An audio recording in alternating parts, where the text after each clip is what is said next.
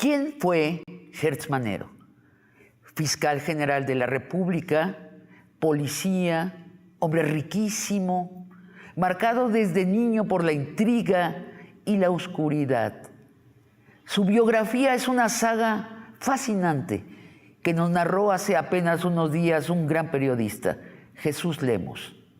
Bienvenidos a Largo Aliento.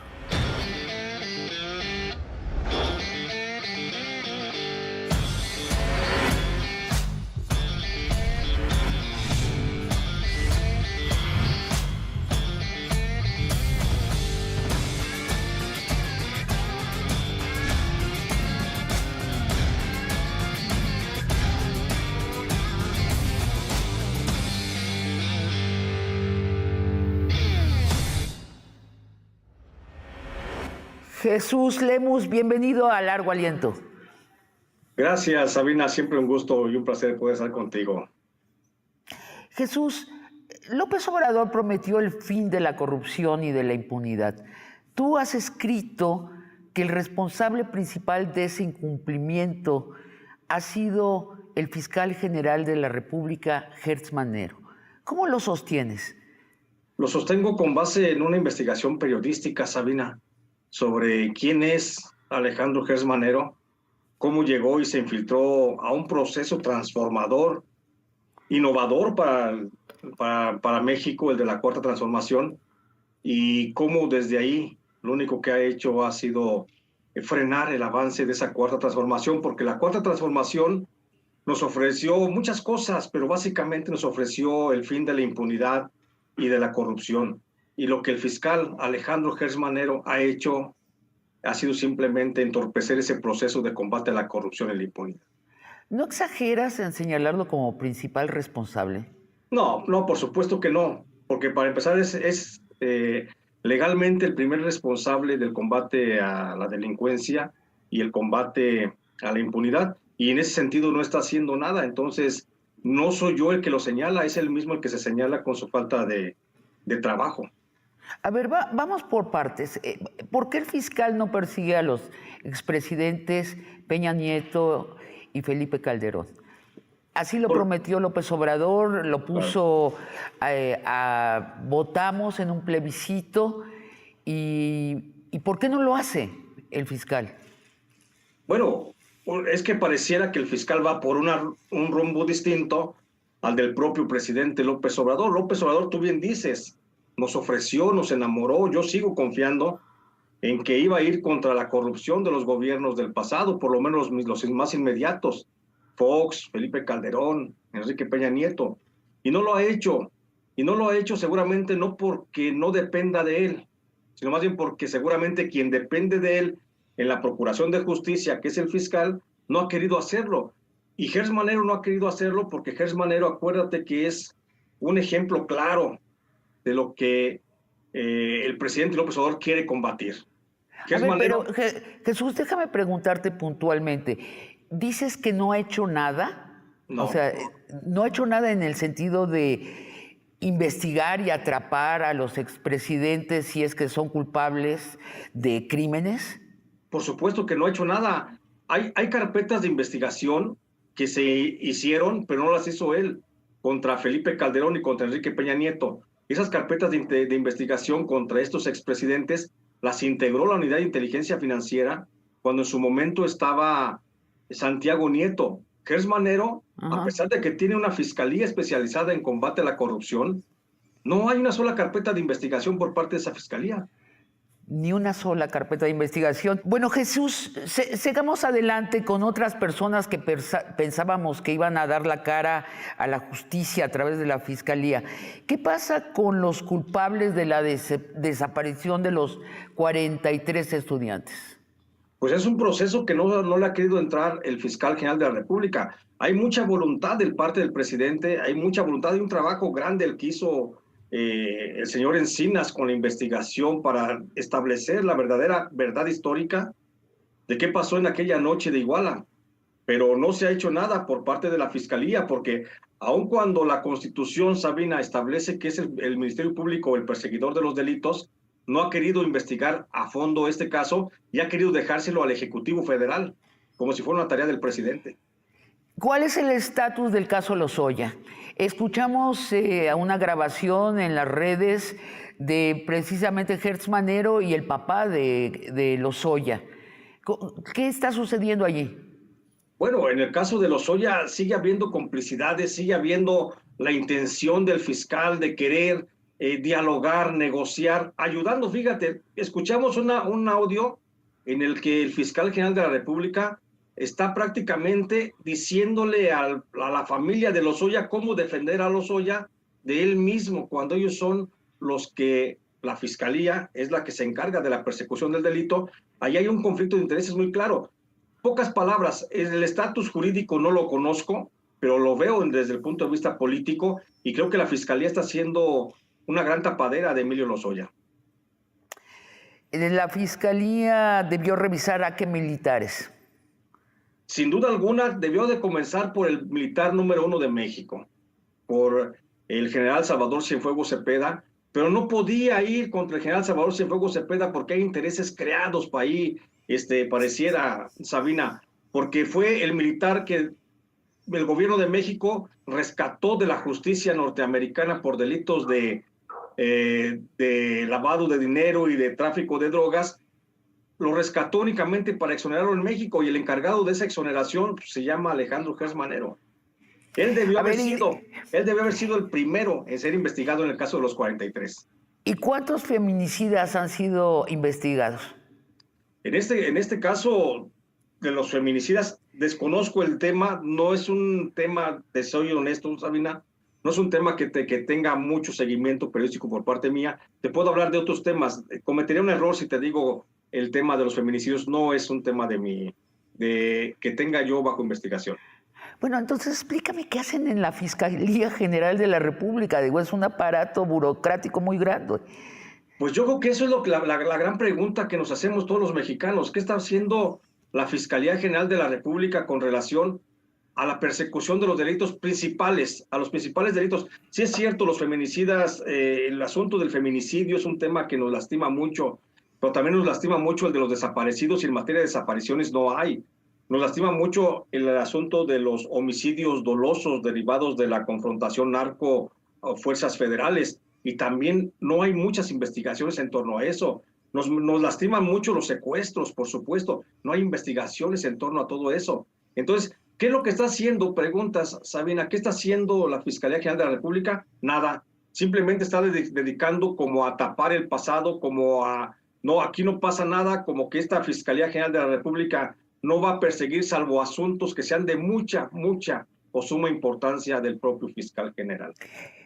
Bueno, entraremos a los asuntos privados del fiscal general, pero antes es que déjame tratar de imaginarme, ¿dónde queda la Fiscalía General de la República? ¿Cuál es el edificio principal? Bueno, tengo entendido, el edificio principal está en Paseo de la Reforma. ¿Y de qué tamaño es? Bueno, debe ser, es grandísimo, se puede ver a simple vista, es de los más altos del Paseo de la Reforma, es de los más lujosos, se podría decir. Entonces, creo que tenemos una fastuosidad increíble en lo que es el aparato físico de la Fiscalía de la República. ¿Y qué hacen diario? ¿Juegan barajas ahí en los escritorios? ¿Hacen rondas de, no sé, de preguntas? ¿Juegan boliche? ¿Hacen gimnasia, tai chi? ¿Qué hacen? Pues, o sea, porque pensar que todo un aparato burocrático está dedicado a hacer nada es kafkiano. Sí, es kafkiano, pero también resulta una realidad en este México surrealista en el que estamos, que no deja de ser un México kafkiano también, por supuesto, pero ¿sabes por qué no están trabajando, Sabina? No sé si se dedican al boliche, no sé si juegan al dominó, no sé si juegan a las damas, no sé a qué estén jugando los encargados de la Fiscalía General de la República, pero sea lo que estén haciendo, no es para lo que el pueblo de México les está pagando. A ministerios públicos, a comandantes, a grupos de investigación, a grupos de inteligencia, no están haciendo lo que el pueblo de México reclama en ese punto de la Procuración de Justicia.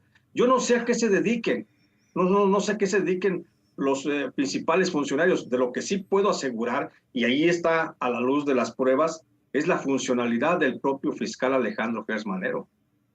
A ver, explícanos la funcionalidad del propio fiscal. Sí, la funcionalidad del fiscal. ¿Cuál es la función del fiscal que establece la ley? Es la persecución de los delitos, ¿sí? Sí. Y no hay ninguna persecución de los delitos. Pareciera que los selecciona, elige aquellos delitos que son de su agrado, que son de su gusto, o al menos que son de su interés para poder ir a buscar y a perseguir a los posibles responsables. Porque de lo demás, y hablando del planteamiento del presidente de la República, no ha ido contra los que saquearon el país, no ha ido contra los que vendieron el país. Es más, Sabina ni siquiera ha ido contra aquellos que está demostrado, al menos periodísticamente, que está demostrado que se coludieron con el narcotráfico. Hablemos del sexenio de Felipe Calderón.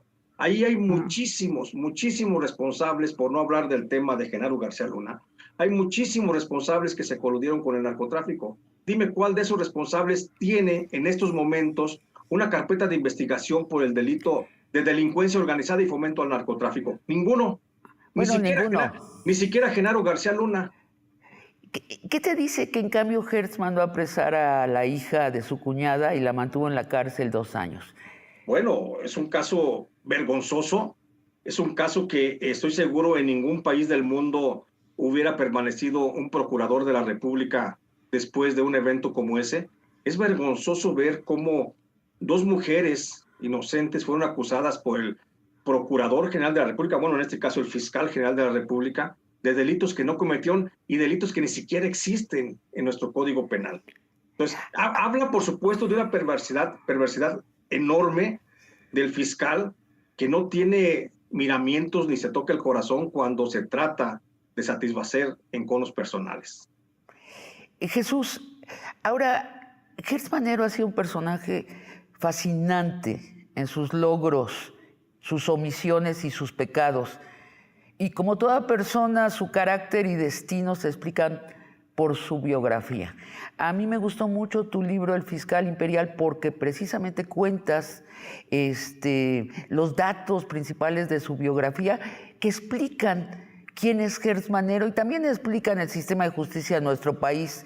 Vamos a su biografía, por favor, luego de una pausa. El presidente lo nombra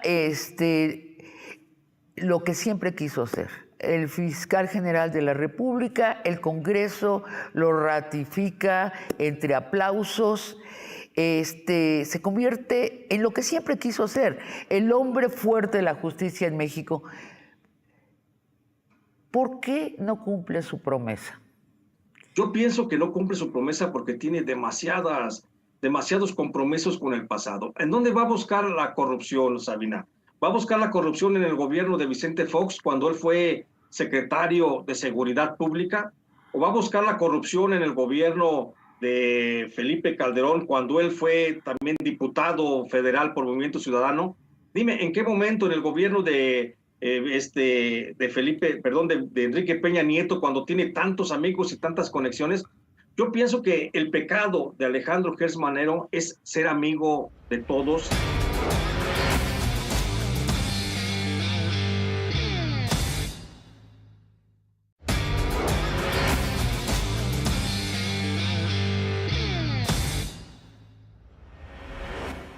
Jesús Lemus, ¿dónde nace Gertz Manero y en qué fecha? Bueno, nace en la Ciudad de México, la fecha se me escapa en este momento. Por octubre, el año se me escapa. Pero nace en la Ciudad de México, tiene hace a la como fecha 80 y tantos 83, años, ¿no? 83 cumple en este 2023. Ajá. 83 años en este 2023. Nace en la Ciudad de México, él viene de una familia sumamente acaudalada y muy poderosa económica y políticamente. Alemanes, Entonces, ¿no? Gertz es un apellido alemán. Sí, su padre es mexicano, pero su abuelo es alemán. Su abuelo llegó a México allá por 1870. Llegó 1870. llegó teniendo apenas la edad de 12, 14 años. Y llega y se radica en Veracruz y posteriormente en Jalapa, Veracruz.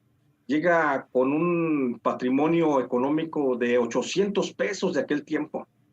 Estaríamos hablando casi como si fueran como 8 millones de pesos con los que llega en la bolsa. una cantidad pues nada despreciable. Y esa cantidad, el señor Cornelius B. Hertz de Max, es el nombre del abuelo de Hertz Manero, esa cantidad él la invierte y la comienza a hacer crecer a través del negocio del préstamo y la usura. Establece una casa de préstamo allá en Veracruz y luego la extiende a una sucursal en Jalapa y luego a otra sucursal en Puebla y ya se logra tener una gran cantidad, creo que llega a tener hasta 12 casas de empeño, préstamo y usura, en casas donde básicamente pues recibía a cambio de préstamo pues casas, terrenos, haciendas, recibía ganado, recibía todo, arte sacro, todo se movía en esas casas y eso le da la posibilidad de crecer económicamente. Y el padre de Hertz continúa el negocio. Después el padre de Hertz, el padre de el que viene siendo el hijo de Cornelius B. Hertz de Max, que se llama Cornelio Hertz Fernández, pues él comienza con el negocio, sigue haciendo, hace crecer mucho la empresa, porque para entonces tanto el abuelo como el padre de Hertz logran tener una franquicia de una casa alemana que se dedica a hacer muchas ventas importantes al gobierno. Es la empresa de los hermanos Hermann and Sommers. Y los hermanos Hermann and Sommers comienzan a ser suministradores del gobierno. Pues ya estamos hablando de 1920, después para adelante. Fue esa casa Hermann and Sommers, aún antes de que naciera el padre de Hertz Manero, el abuelo de Hertz Manero ya la había puesto como prestadora de servicios al gobierno de Porfirio Díaz. Prestador de servicios que sigue prestando después con el gobierno temprano de la Revolución Mexicana. Y así continúan hasta que viene el padre de Hertz Manero, fortalece y hacen crecer espléndidamente los negocios con el gobierno mexicano. Y después en tu libro dices que hay un momento clave que explica el resto de la biografía de Hertz, que es cuando él es niño, su padre y su abuelo le traspasan la fortuna a él y a su hermano, que tienen 12 y 14 años. Explica ese momento. Sí, son muy chicos,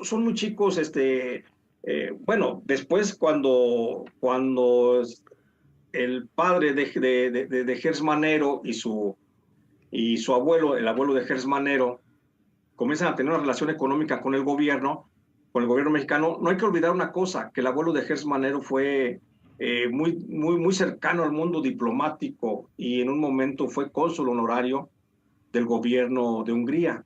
Y esa relación con el gobierno de Hungría, los mantiene cerca de la cúpula política de México. Hay un momento en el que los Hertz, el padre y el abuelo de Hertz Manero, son reclutados por el Partido Nacional Socialista de Alemania, como alemán que era el abuelo de Hertz. Son reclutados y son parte de una red de espionaje en México. El gobierno de México comienza a investigar los nexos de espionaje del padre y del abuelo de Hertz, quienes son ubicados como agentes espías nazis. Estamos hablando del sexenio de 1942, cuando era el general Manuel Ávila Camacho el presidente de México. Y esto, el gobierno de México, cuando el secretario de Gobernación es Miguel Alemán Valdés, obliga a los Hertz a que se deshagan de su fortuna económica y la hereden a los dos niños, que son Alejandro y Federico Hertz Manero. Ahora, lo primero que hace Hertz cuando llega a la fiscalía es tomar venganza de ese hecho. Claro. Persigue a los descendientes de Miguel Alemán, que fue responsable de la persecución de padre y abuelo. ¿Cómo es eso? ¿A quién persigue? Concretamente es al hijo de Miguel Alemán, del presidente Miguel Alemán, al nieto. Al nieto de Miguel Alemán, señor, Alemán Magnani. Miguel Alemán Magnani. Y lo comienza a perseguir justamente por un asunto de defraudación fiscal. Una defraudación fiscal donde Alemán Magnani no pagó el impuesto sobre la renta equivalente a algo así como a 7 millones de pesos. Pero no fue el único caso, el de Miguel Alemán, que se presentaron desde defraudación fiscal en ese año en que Hertz Manero lo persiguió. Hubo como 300 más. Y va tras él. Y Magnani huye del país. Sí, Qué memoria de tortuga, ¿no? Del fiscal general. así es. Bueno, ¿qué estudios tiene Hertz Manero?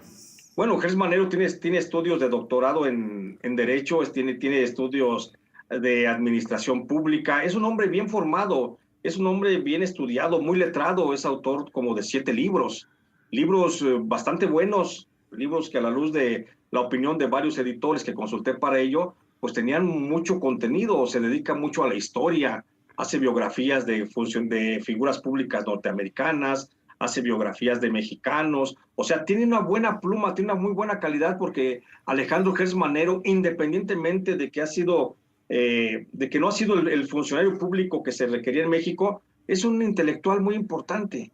Ahora, dices que él está obsesionado por la maldad, ¿no? Por los villanos y los buenos. Este es como el leitmotiv, el tema central de su vida.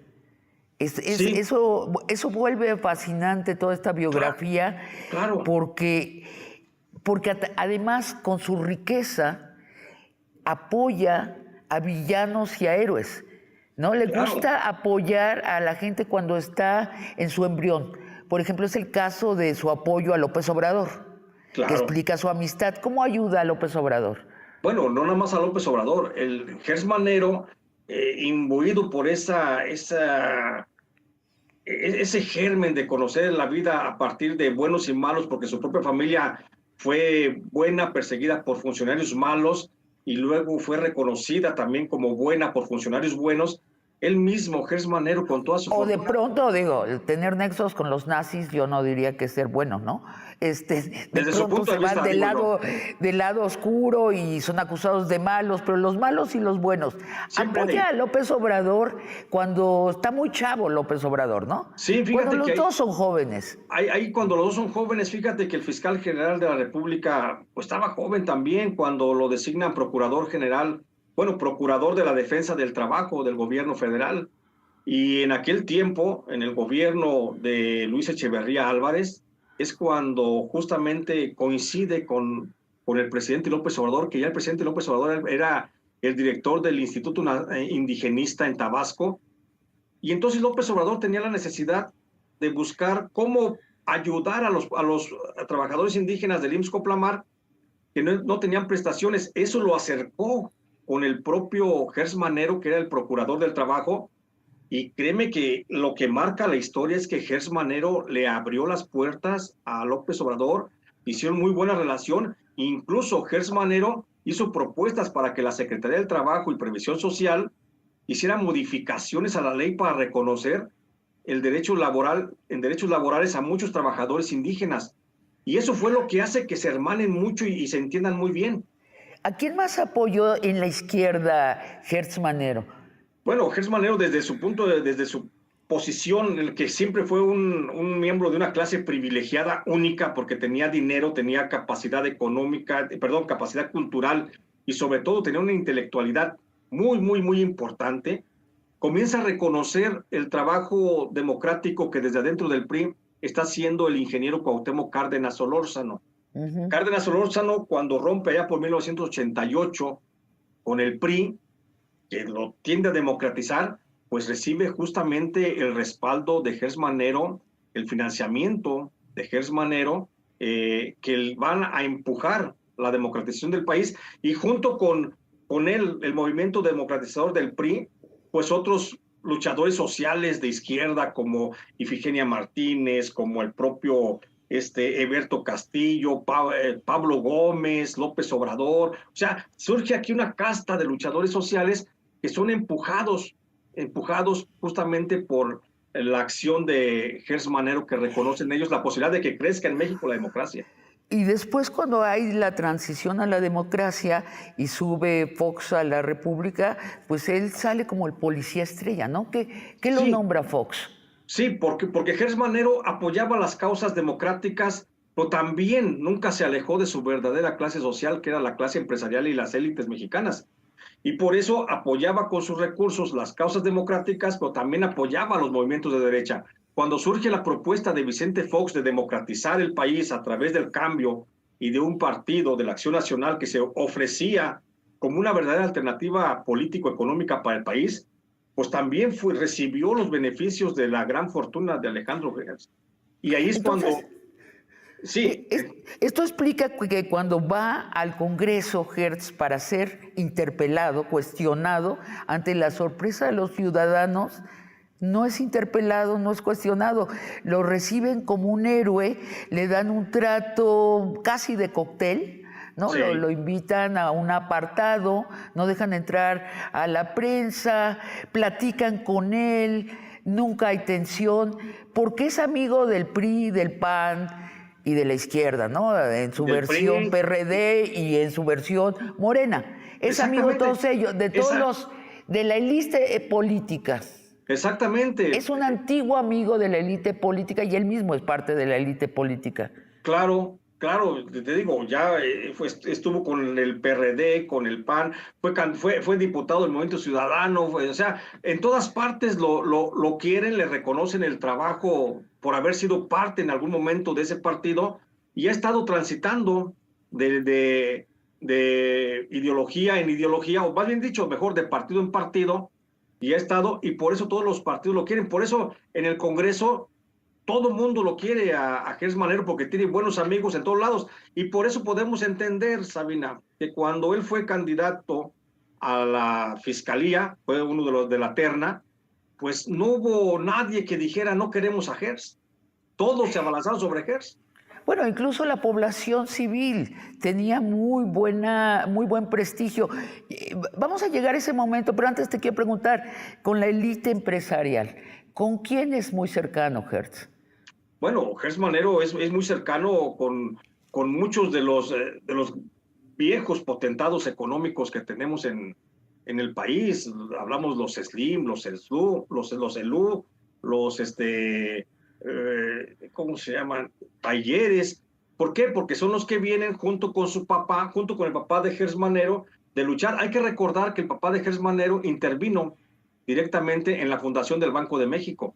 Entonces, todo lo que derive de la fundación del Banco de México reconoce el apellido Gertz como uno de los principales impulsores de la economía moderna del país. Hola, Jesús, ¿lo pintas como alguien tan rico como Bayeres o como Larrea o como Slim? ¿De ese tamaño es la fortuna personal de Hertz?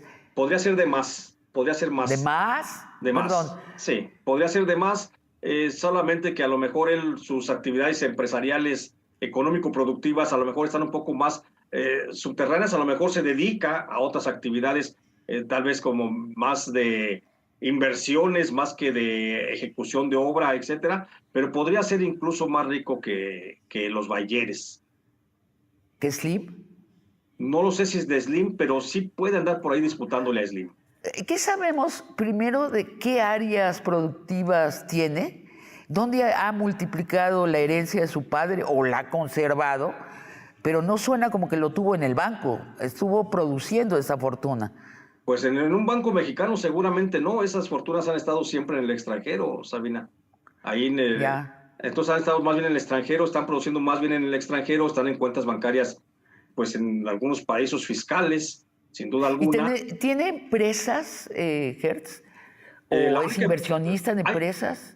Hay una empresa con la que está relacionado cercano, que es una empresa naviera con la que registra en un paraíso fiscal, pero más allá de eso no se le conocen empresas. Bueno, el presidente lo nombra lo que siempre quiso ser, el fiscal general de la República, el Congreso lo ratifica entre aplausos, se convierte en lo que siempre quiso ser, el hombre fuerte de la justicia en México. ¿Por qué no cumple su promesa? Yo pienso que no cumple su promesa porque tiene demasiados compromisos con el pasado. ¿En dónde va a buscar la corrupción, Sabina? ¿Va a buscar la corrupción en el gobierno de Vicente Fox cuando él fue secretario de Seguridad Pública? ¿O va a buscar la corrupción en el gobierno de Felipe Calderón cuando él fue también diputado federal por Movimiento Ciudadano?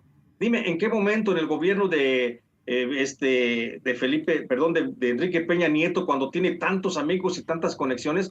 Yo pienso que el pecado de Alejandro Gertz Manero es ser amigo de todos. Con todos fue hermanando una amistad muy grande, muy importante, en aras de escalar al poder, y a final de cuentas eso lo ha cooptado y le ha impedido desempeñarse como el funcionario público que debería ser en México. Creo que son los muchos intereses personales que tiene de amistad, de grupo, de clase, lo que no lo dejan maniobrar plenamente en la procuración de justicia. Ahora, el presidente López Obrador, ¿por qué no le agradece su no servicio y lo despide? Pues yo pienso que el presidente tiene un rescoldo muy profundo de agradecimiento contra Gers Manero, a lo mejor en recuerdo de aquellos días cuando lo ayudó a que miles de trabajadores indígenas fueran beneficiados con el reconocimiento de sus derechos laborales allá por 1975 y para adelante. 1977. Entonces, creo que por ahí podría ser el agradecimiento de López Obrador, que sabemos que es un hombre muy humanitario, y si es humanitario, pues es muy agradecido. Y si existe ese grado de agradecimiento, lo más seguro es que tenga en muy alta estima a Gers Manero, y por eso no se atreve o no quiere simplemente darle su agradecimiento por los servicios no prestados a la nación. Bueno, estrictamente hay que decirlo, el presidente no tiene la atribución de despedirlo, pero sí pudiera orillar a que renunciara, ¿no? No, el presidente tiene la atribución de declarar que no está en funciones, como es el momento actual, que no está en funciones el fiscal general de la República, que no tiene facultades plenas para el desempeño, y proponer al Congreso la emisión de una nueva convocatoria para lanzar una nueva terna donde pueda surgir el nuevo fiscal. Déjame preguntarte esto, Jesús. Tal vez el presidente, más bien Hertz, sigue las indicaciones del presidente López Obrador de no causar olas y maremotos en las élites mexicanas. Te lo pregunto, pero contéstamelo luego de una pausa, por favor. Esta fiscalía que trabaja para las élites y que intima con las élites no es la excepción en México, en nuestra historia. Ha sido la pauta histórica. Bueno, yo insisto que sí es la excepción, porque la pauta histórica, en la pauta histórica habíamos tenido fiscalías que parecían, que aparentaban como que trabajaban, pero que no trabajaban. Es la excepción esta fiscalía porque esta ni siquiera aparenta que trabaja, simplemente no trabaja. Por eso digo que esta sí es la excepción. No es la tendencia que venimos con otras procuradurías generales de la República, donde parecía como que se avanzaba y se hacía algo, incluso en los peores momentos del gobierno de Felipe Calderón. E incluso en ese momento se mantuvo la apariencia de que trabajaba, pero en la actual administración, la Fiscalía General de la República ni siquiera aparenta que trabaja.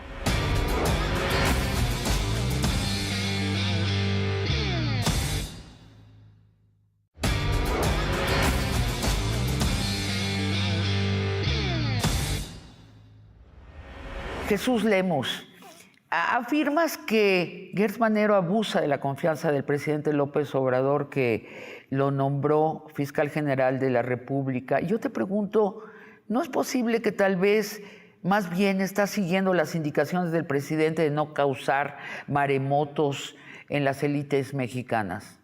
No, yo pienso que si siguiera las instrucciones del presidente López Obrador, estaría trabajando, aunque fuera en el discurso, en la persecución de los delitos. Yo creo que Gers Manero es tan autónomo y se siente tan independiente del poder del presidente, que ni siquiera le rinde cuentas al presidente, y se ha tomado muy en serio eso de la autonomía de la Fiscalía General de la República, que ni siquiera le rinde cuentas al presidente. Hasta donde tengo entendido, él es el que decide cuándo informarle al presidente, y no es el presidente el que reclame información de Gers Manero. ¿Qué tal?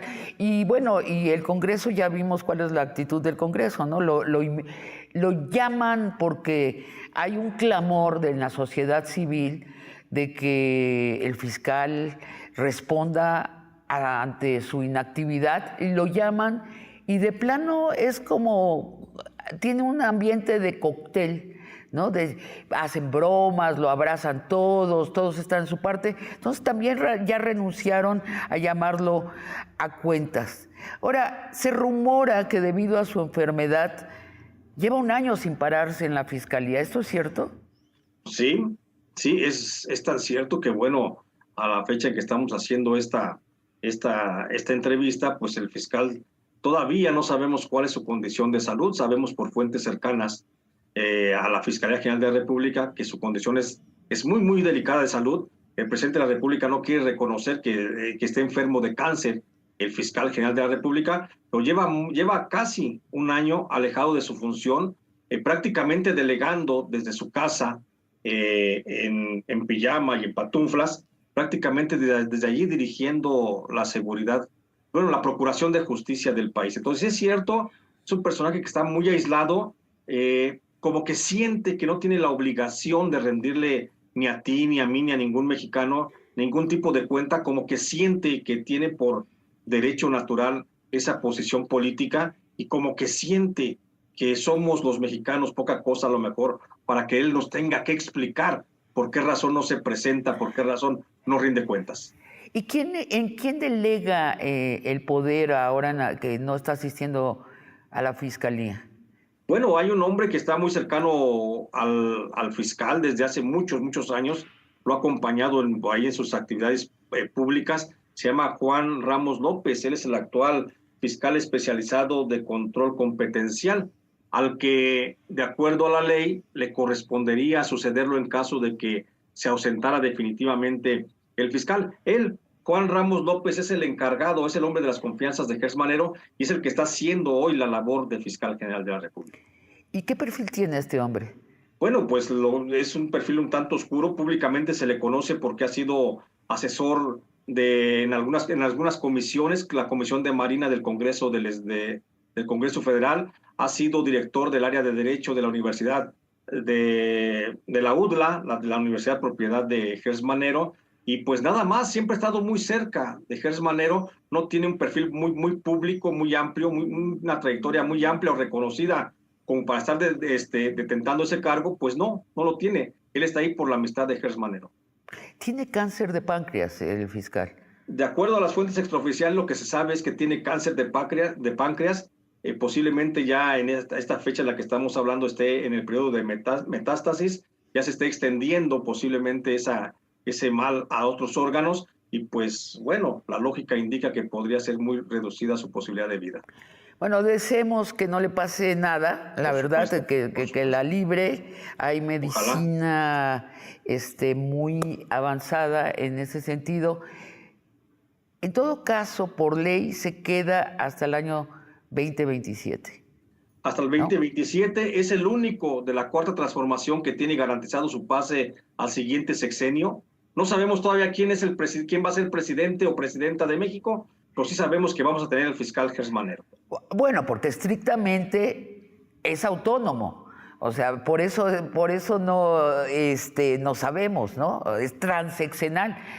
Es muy buena la idea de que el fiscal general sea transeccional. En la práctica no lo está resultando.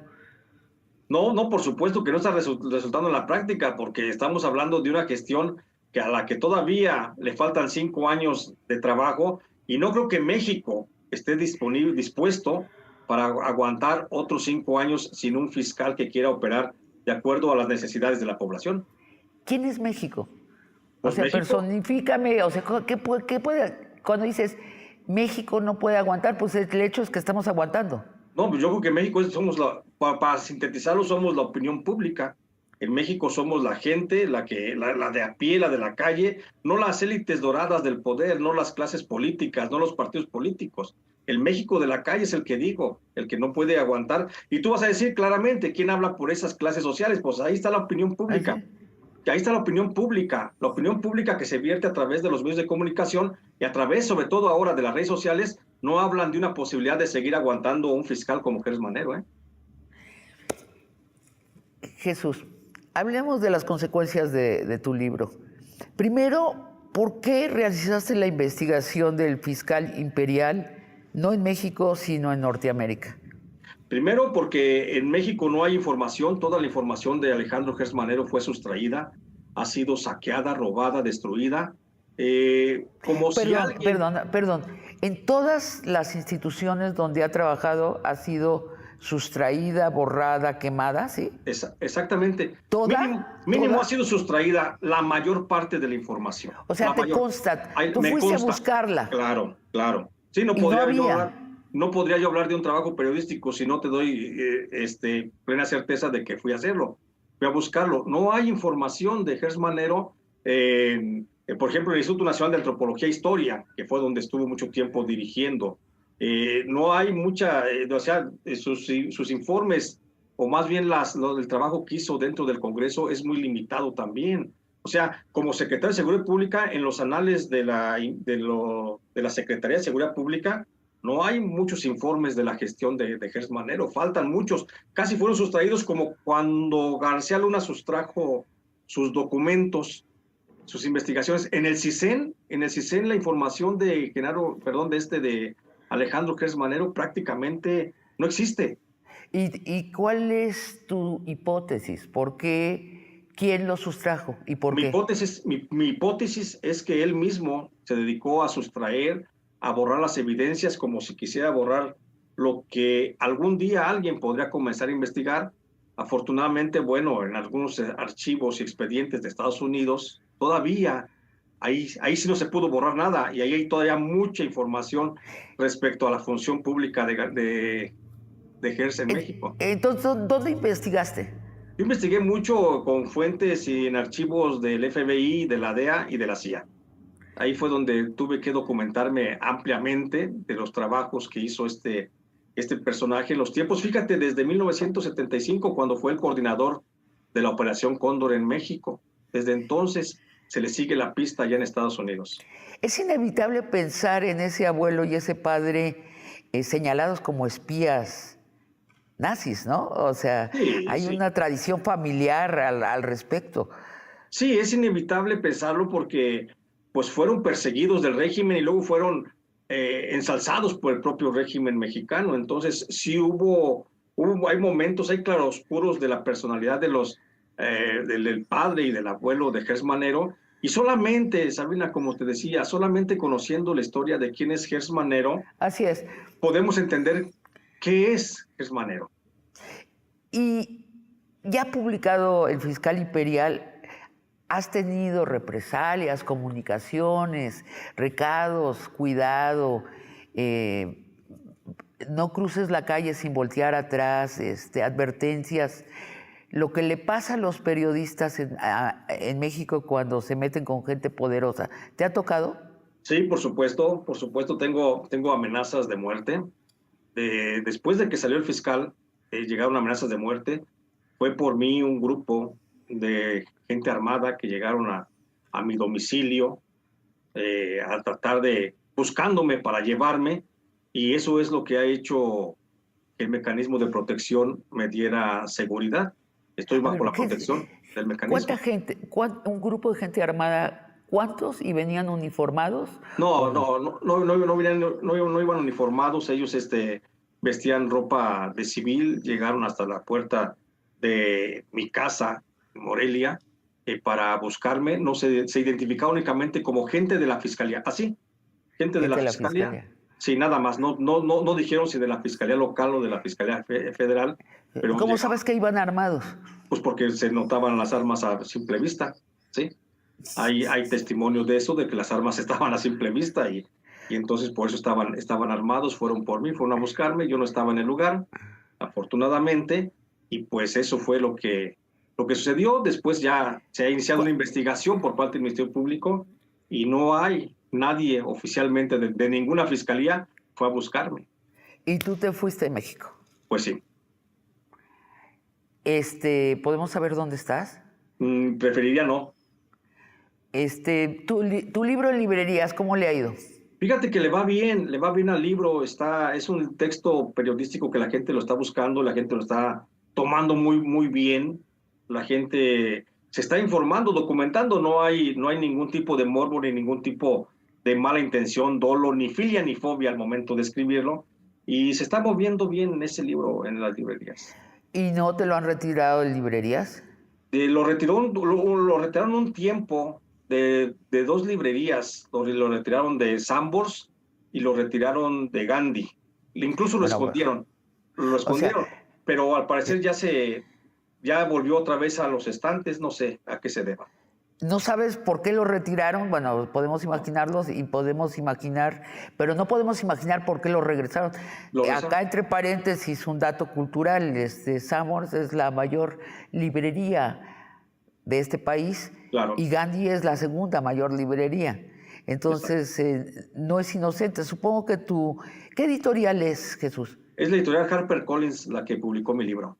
Y supongo que ellos hicieron que se regresara. Quiero pensar que sí, creo que ellos tuvieron mucha presión para reclamar el regreso del libro. ¿Te vas a quedar donde estás? No, no, por supuesto que no, hay que seguir haciendo periodismo. Yo soy mexicano y tengo todo el derecho del mundo a vivir en México y voy a seguir viviendo en México.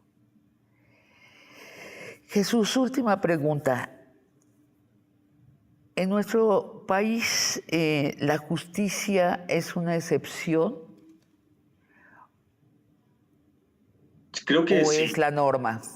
No, la justicia es una excepción. No hay justicia. Solamente se aplica de manera muy excepcional y bajo ciertos parámetros. Se aplica la justicia a los más pobres, se aplica la justicia cuando el más poderoso quiere aplicarla.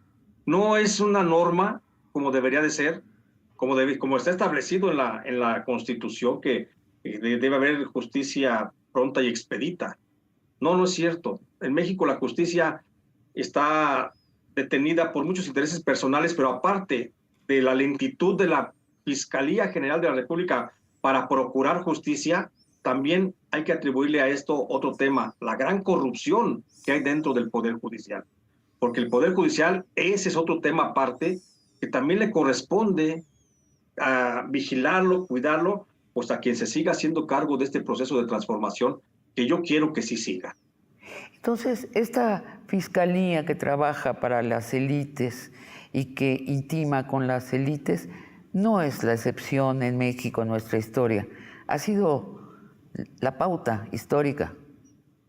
Bueno, yo insisto que sí es la excepción, porque la pauta histórica, en la pauta histórica habíamos tenido fiscalías que parecían, que aparentaban como que trabajaban, pero que no trabajaban.